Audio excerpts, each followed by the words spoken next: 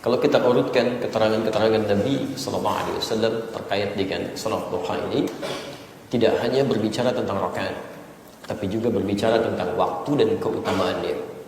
Dari waktu dan keutamaan ini, nanti Anda bisa petakan berapa rakaat yang harus Anda tunaikan dan apa tujuan yang ingin Anda raih dengan jumlah rakaat itu. Jadi jangan sampai Anda kerjakan sebanyak-banyaknya tapi Anda tidak mengerti keutamaannya. Baik, dan kapan itu dikerjakan? Apakah di awal duha, pertengahan duha, atau kemudian di akhir duha? Kita mulai dengan bagian pertama, ya, salat yang ditunaikan di awal duha, yang jumlah rakaatnya adalah 2 rakaat. Kita cantumkan ada 2 hadis di sini dan ada 2 jenis salatnya. Pertama, ada di hadis riwayat At-Tirmidzi nomor hadis 586. At-Tirmidzi nomor hadis 586. Kemudian yang kedua tercantum di hadis Muslim nomor hadis 720. Hadis Muslim nomor hadis 720. Baik. Selanjutnya nanti yang di pertengahan duha, ya, ada di riwayat Abu Daud nomor hadis 1289, 1289. Ya, 1289. Itu nanti bagian terakhirnya. Kita bahas yang pertama dulu. Bismillah. Baik, yang pertama tentang waktu duha di awal duha, riwayat At-Tirmidzi di nomor hadis 586. Qala Rasulullah sallallahu alaihi wasallam pernah bersabda, qala Rasulullah sallallahu alaihi wasallam, man shallal ghadata fil jama'ati aw fil masjid. Siapa yang menunaikan salat subuh, tayyib, dilakukan dengan berjamaah, khususnya di masjid. Pada di sini ada 2 redaksi. Ada yang menyebutkan kalimatnya fil jamaah, ada yang kedua menyebutkan fil masjid. Tapi umumnya kalau salat itu kalimatnya menggunakan kata jamaah, itu umumnya dalam bahasa hadis ditunaikan di masjid, terkhusus untuk laki-laki. Padanannya misal Anda bisa temukan yang paling mudah kitab yang ditemukan di Riyadhus Shalihin, nomor hadis yang ke-10, posisi paling kiri sebelah bawah, ya, hadis riwayat Abu Hurairah radhiyallahu taala anhu. Nabi menyampaikan, salatul rajuli, bukan maaf, salatul rajuli fil jama'ati. Ya, salat seorang lelaki yang ditunaikan berjamaah di masjid, tazidu ala salatihi fi suqihi aw baitihi, lebih utama dibandingkan salat yang ia tunaikan di pusat tempat niaganya. Misalnya Anda punya kantor, Anda kerja di situ, kemudian di sampingnya ada masjid, tapi Anda memilih sholat di kantor, itu kalah keutamaannya dengan orang yang baru mau ke masjid. Walaupun Anda di kantor sholatnya berjamaah. Misal Anda berjamaah di kantor, teman Anda ke masjid, itu sama teman Anda yang baru mau berangkat saja, baru mau berangkat, belum sholat, itu pahalanya sudah kalah. Atau Anda tinggal di rumah yang berdampingan dengan masjid, dekat ke masjid, Anda bisa ke masjid tapi memilih sholat di rumah misalnya, nah, itu sama berlaku hadis ini. Oke, jadi Anda dikalahkan oleh orang yang baru mau berangkat, padahal dia belum sholat. Dari mana tahunya kalau sholat berjamaah di situ di masjid? Diteruskan hadisnya, dzalika anna ahadahum idza tawaddaa fa ahsana al-wudu', yang demikian itu bisa bertambah pahalanya kalau di antara mereka ada yang berwudu dari rumahnya, kemudian menyempurnakan wudunya. Saya sering sampaikan, Anda tidak keliru kalau berwudu di masjid, nggak ada masalah. Tapi kalau Anda dekat dengan tempat tujuan, misal dari rumah, dari kantor, dari tempat berangkat, lebih bagus wudu dari rumah, atau dari kantor ke tempat berangkat Anda, itu pahalanya bisa lebih. Ya, thumma atal masjidah, kemudian dia datang ke masjid. Nah, kalimat thumma atal masjidah ini menerangkan salat berjamaah tadi dipahami di masjid. Jelas ya? Tayyib. Ya, maka apa yang didapatkan? Khutbah bi kulli khutbatin, maka setiap langkah pertama yang dia langkahkan yurfa'u biha darajat, diangkat derajatnya, dan langkah selanjutnya yumha biha sayyi'at, menggugurkan dosa-dosa yang pernah dia bawa. Makanya di hadis Muslim nomor hadis 233, Nabi pernah menyampaikan, as-salawatu ila as-salawat wal jumu'atu ila al-jum'ah wa ramadan ila ramadan kafaratun lima bainahunna. Ya, salat satu ke salat yang lainnya dan Jumat ke Jumat yang lainnya, Ramadan ke Ramadan, itu bisa menjadi kafarat, penghapus dosa-dosa kecil yang pernah terjadi di antaranya. Ya, malam takunil kabair, sepanjang bukan melakukan dosa-dosa besar. Jadi kita ambil dulu syahidnya, ya, yang dimaksud dengan salat di sini adalah salat subuh yang ditunaikan berjamaah di masjid. Man shallal ghadata, siapa yang menunaikan salat subuh, kan, fil jama'ati atau fil masjid, dengan berjamaah, dia tunaikan di masjid, thumma yaq'udu yadhkurullah. Kemudian setelah itu dia tidak langsung pulang. Dia duduk kemudian berzikir pada Allah Subhanahu wa taala.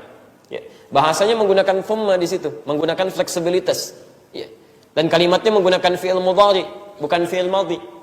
Kalau bahasanya mengatakan begini, thumma qa'ada yadhkurullah. Kemudian dia duduk di situ. Pas duduknya, itu artinya duduknya nggak pindah-pindah. Jadi begitu sudah salat subuh selesai, antum di situ aja. Yang imamnya di situ aja, makmumnya di situ aja, ini nggak ada yang gerak-gerak tuh. Di situ aja gitu kan? Di situ saja. Tapi kalau menggunakan fi'il mudhari, apalagi di situ bentuknya pakai thumma, itu artinya fleksibel selama masih di area masjid. Ya, karena bisa mudhari itu bisa tidak di situ, bisa ada pergerakan sifatnya. Ya, bisa bergeser kanan, geser kiri atau pindah. Jadi present, continuous atau future kalau masalah waktu.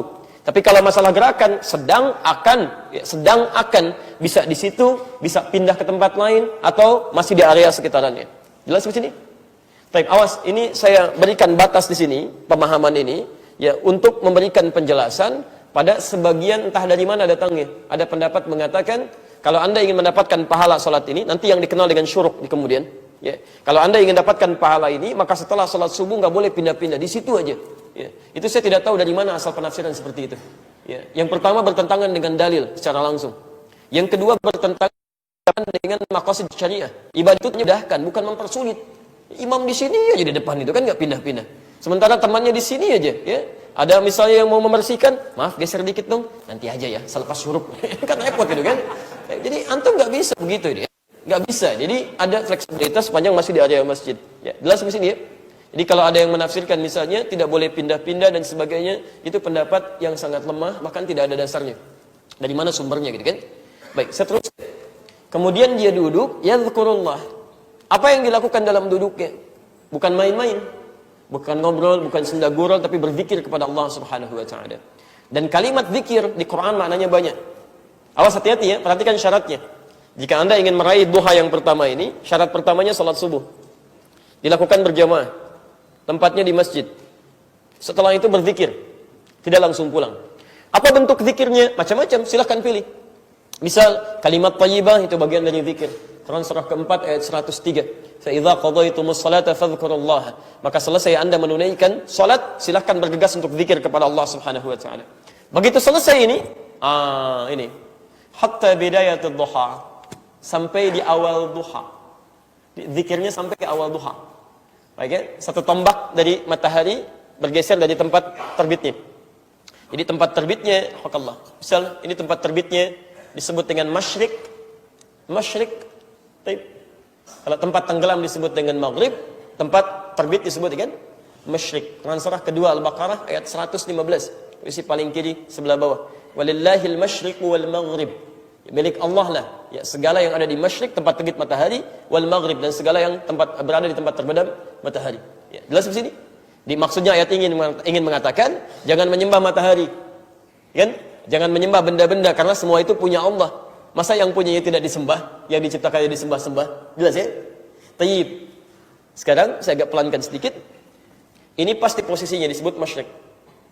Kalau mulai bergeser, satu tombak mulai bergeser. Misal ya, nah, ketika dia mulai bergeser ke arah barat, maka pergeserannya disebut dengan isyraq. Isyraq. Kalau sudah sampai bayangannya setinggi satu tombak, ya, kalau sudah memancarkan bayangan setinggi satu tombak, ya, tayyib. Perhatikan sini, maka posisinya disebut dengan syuruk namanya. Syuruk. Ini yang disebut dalam hadis ini dengan awal duha, bidayatul duha. Jadi ada yang mengistilahkan awal duha ini dengan salat syuruk. Ada yang menyebutnya dengan salat syuruk, ada yang menyebutnya dengan awal duha. Keduanya benar. Jelas ya? Keduanya benar. Jadi kalau ada yang mengatakan misalnya, nggak ada itu salat syuruk, yang ada awal duha. Ya betul, cuman antum menggunakan istilah awal duha. Nggak ada itu awal duha, yang ada salat syuruk. Ya betul ya. Jadi menggunakan syuruk benar, menggunakan awal duha benar. Yang salah, yang salat subuh di saat itu ya. Baik. Nah, jadi pelan-pelan. Kemudian thumma shalla rak'atain, dia salat 2 rakaat. Nah, jadi ketemu sekarang berapa rakaat? 2 rakaat. Jadi awal duha ditemukan kemudian dalam waktu yang disebut syuruk, saat matahari mulai bergeser tombak tempat terbit. Kemudian setelah menunaikan salat subuh berjamaah, berzikir sampai di waktu ini, tunaikan salat berapa rakaat? 2 rakaat. Kalau anda bisa kerjakan itu sampai selepas salat, Nabi SAW menyampaikan di akhir hadisnya, fakana alaihi ka ajri hajjin wa umratin. Maka dia mendapatkan pahala yang banyak semisal haji dan umrah. Ya, semisal haji dan umrah. Bukan haji dan umrah, ingat ya. Bukan haji dan umrah, tapi semisal haji dan umrah. Ini pahalanya cukup banyak. Makanya perjuangannya tidak mudah. Silakan kalau nggak percaya, hari-hari biasa antum datang. Ya, besok hari apa?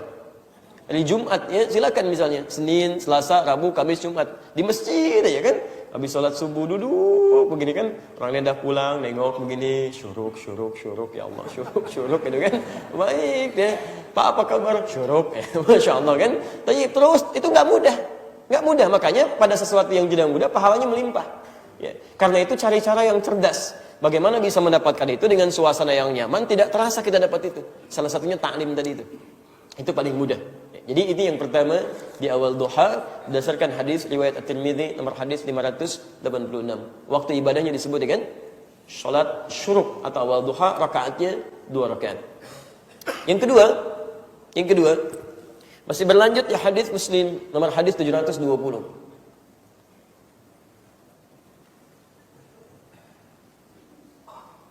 Baik. Inna likulli 'abdin fi kulli sulama shadaqah. Bagi setiap hamba itu, sejak mulai bangkit dari tidurnya, dia mulai bangun, ya di pagi harinya itu setiap sendi-sendinya harusnya sudah mulai bersedekah. Bertasbih, berzikir kepada Allah Subhanahu wa taala. Ya, semuanya 360 sendi itu, semua, ya dari ujung kepala sampai ujung kaki. Ya. Tapi bisa enggak Anda pastikan? Tangan Anda berzikir kepada Allah, mata Anda berzikir kepada Allah, telinga Anda berzikir kepada Allah, kaki Anda berzikir kepada Allah Subhanahu wa taala. Itu mutlak. Sehari ketika dibangunkan mesti begitu. Hewan aja berzikir. Ya, burung saat mengepakkan begini itu berzikir, sambil kerja sambil zikir. Makanya Allah mudahkan rezekinya. Berangkat pagi, pulang sore, dapat rezekinya, hidupnya tenang. Ya, anaknya banyak pun disuapi juga, dapat semua rezekinya, nggak ada masalah. Bahkan Masya Allah, antum makan juga. Ya, burung yang antum makan bisa bekerja dengan cara berzikir, bertasbih kepada Allah. Ya, antum yang makan burung masa nggak zikir?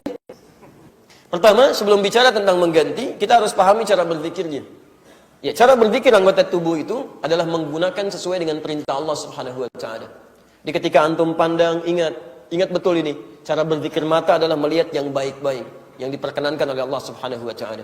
Makanya turun ayat di sini, Quran surah ke-24 itu, ayat 30 untuk laki-laki, 31 untuk perempuan. Cara berzikir telinga adalah tidak mendengar yang buruk-buruk. Cara berzikir lisan bicara yang baik-baik, tidak berdusta, tidak bergibah. Makanya diharamkan gibah. Celaka bagi para pendusta. Wailul lil mukadzibin. Itu kan? Cara berzikir tangan, jangan menyentuh yang haram-haram. Makanya dilarang kemudian untuk mencuri, dilarang untuk berbuat curang, sampai ke kaki.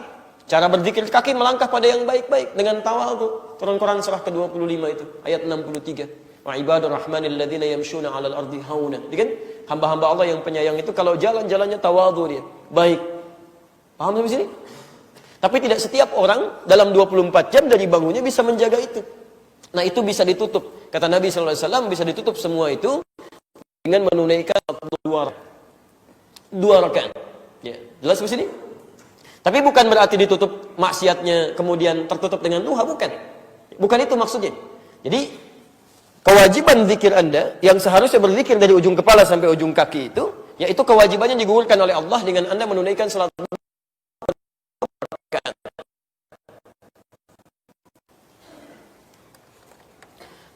Tolong pahami dengan baik ya yang dimaksud esensi dari hadis Muslim nomor hadis 720 ini. Maksudnya nilai dengan zikir seluruh sendi pada tubuh kita. Itu maksudnya orang yang benar salat duhanya selain tercukupi ini perintah Allah untuk berzikir pada seluruh tubuh, yang dimaksud salat yang dia tunaikan ini itu akan membimbing dia menjadi lebih dekat dengan Allah Subhanahu wa taala sehingga terjaga seluruh elemen tubuhnya untuk menyimpang dari ketentuan Allah. Itu maksudnya. Jadi sebelum dia beraktivitas, dia salat 2 rakaat. Dia memohon kepada Allah. Nah, salat 2 rakaat ini baca ya ayat-ayat yang sekiranya meminta permohonan kepada Allah supaya selalu dijaga dalam kebaikan. Ini Allah akan jaga ujung kepala sampai ujung kakinya. Di begitu dia keluar masjid misalnya atau keluar rumah, ya, lalu matanya melihat yang tidak baik, Allah akan jaga, akan dipalingkan oleh Allah. Anda meminta supaya dijaga oleh Allah dari maksiat, kerja mendapatkan yang halal, berangkat dibimbing oleh Allah, dijaga dari orang-orang yang tidak baik, begitu pulang mendapatkan rezeki yang halal dengan cara yang terbaik.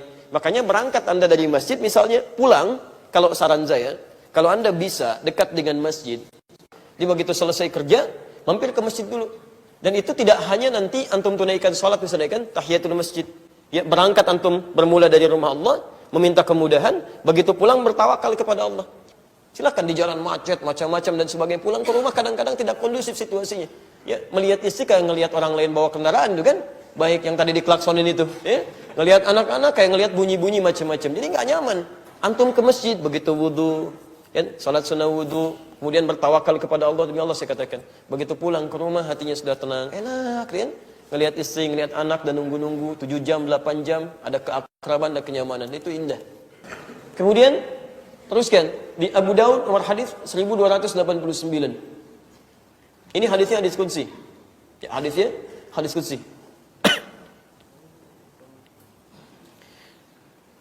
Qala Rasulullah sallallahu alaihi wasallam, satu kali Rasulullah sallallahu alaihi wasallam pernah bersabda, qala Rabbuna jalla wa ala, Allah Tuhan kita jalla wa ala pernah berfirman, menunaikan salat 4 rakaat di awal siang. Jadi sudah masuk nih ke pertengahan duha nih. Di awal siang. Kalau tadi kan bisa Anda petakan misalnya jamnya baru jam 6 gitu kan. Kalau yang syuruk itu. Tayyib. Kalau yang ini tadi yang setengah 7. Ya, kalau yang hadis yang berikutnya ini di Abu Daud nomor hadis 1289, taruhlah kisaran jam setengah 8 jam 8 gitu kan. Setengah 8 jam 8. Siapa yang tidak mala'jiz an 4 rakaat, yang tidak merasa malas menunaikan salat 4 rakaat fi awalin nahar, ya di awal menuju siang, Masya Allah, akfika akhirahu, maka kata Allah subhanahu wa ta'ala dalam hadis qudsi, saya akan cukupkan segala kebutuhannya sampai di akhir siangnya, sampai ke malamnya.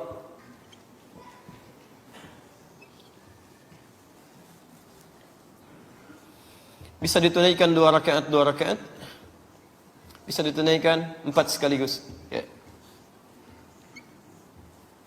Pelan-pelan. Perhatikan, saya teruskan turunkan sampai caranya ya, sedetil mungkin sampai kita paham ya. Pelan-pelan, lihat sini. Pertama, yang dimaksud di hadis ini, hadisnya qudsi ya. Pertama, salat di waktu duha awal siang jumlahnya 4 rakaat. Cara menunaikannya bisa 2 rakaat, 2 rakaat, bisa 4 rakaat secara langsung. Baik, ini tidak ada khilaf di antara para ulama tentang hal ini, karena memang hadisnya tidak menunjuk langsung apakah 2 atau 4. Kalimat hadisnya hanya mengatakan 4 rakaat.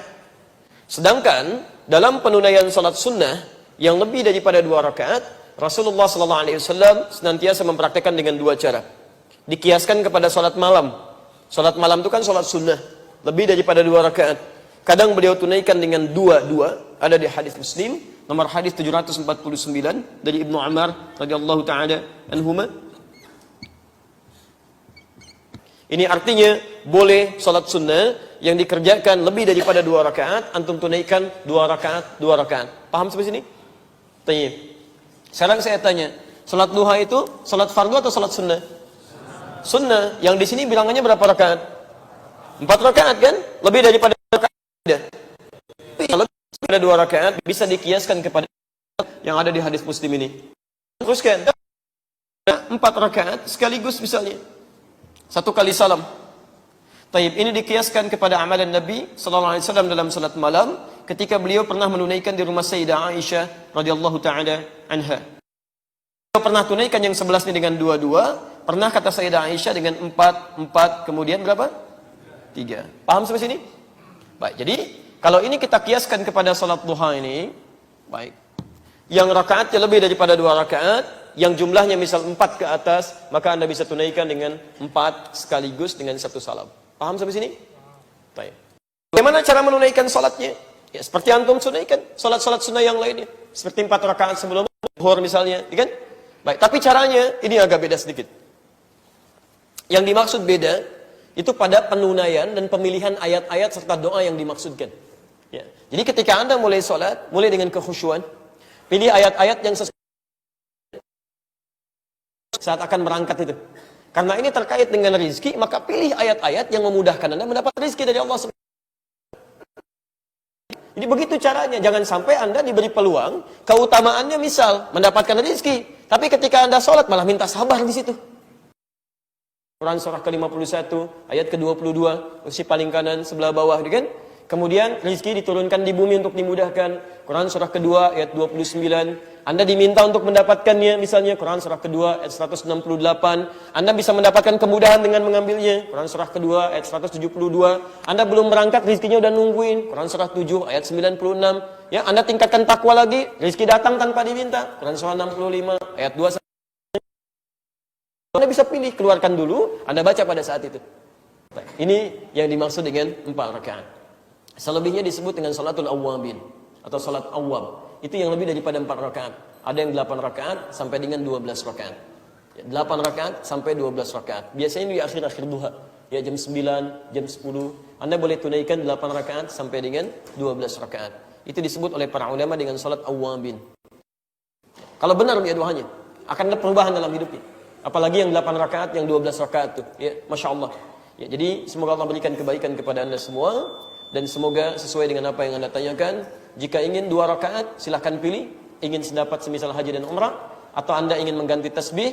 Ya, atau misalnya ingin 4 rakaat, memudahkan rezeki. Atau ingin 8 sampai 12 rakaat, memberikan kemudahan dalam perilaku hidup dan kembali